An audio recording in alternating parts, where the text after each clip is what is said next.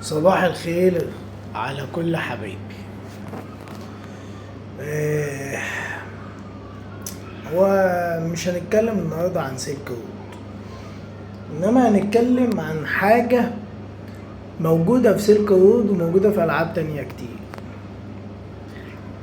يمكن واحد من اللي هيشوفوا الفيديو ده يرد على السؤال اللي انا بسأله له ده. الناس اللي بتنصب وبتستحل الحاجات اللي هم بيسرقوها بتعرف تنام؟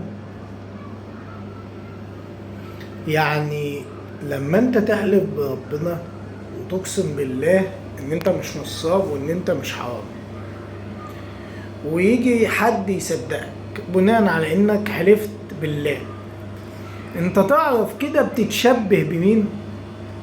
يعني هو معروف اول واحد حلف بالله كده، والمين فضل يحلف لحد ما صدقه. طب يعني لو انت مش مسلم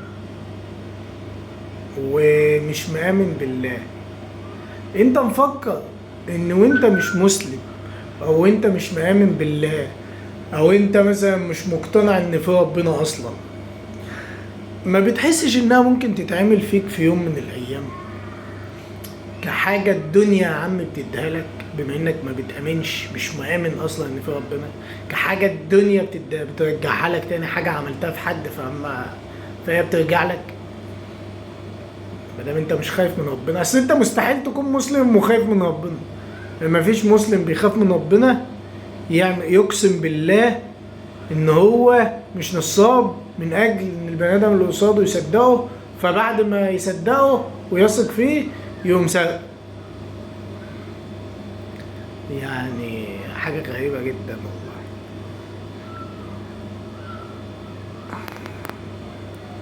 في ناس تانية بقى ما بتمشيش بسكة ان هم يحلفوا لك، بيخشوا لك بسكة ان هم حبايبك ومش عارف ايه، وخد الرابط ده. لما تاخد الرابط تبص تلاقي كان المعلم مهكره، تقوم ضاغط عليه يقوم سرقك. بتستمتع بالموضوع ده ان انت بتسرق الناس، ان انت حرامي؟ مش عارف.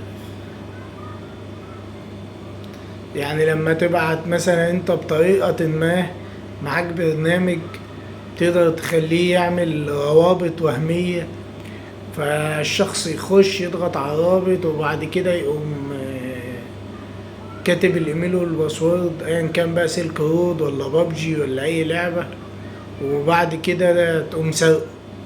انت كده معلم؟ انت كده استاذ يعني؟ سرقت قد ايه اصلا؟ 1000؟ 2000؟ 10,000؟ دول قصاد اللي هيجرالك حبة رمل. اه والله حبة رمل. هتندموا هتندموا هتندموا.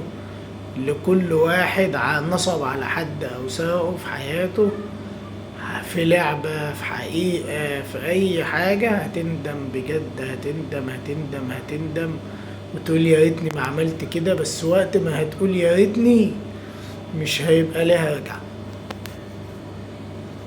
اللي فكر يسرق يراجع نفسه عشان هيندم جامد، واللي سرق يحاول يرجع الحق لاصحابه عشان برضه هيندم جامد. سلام.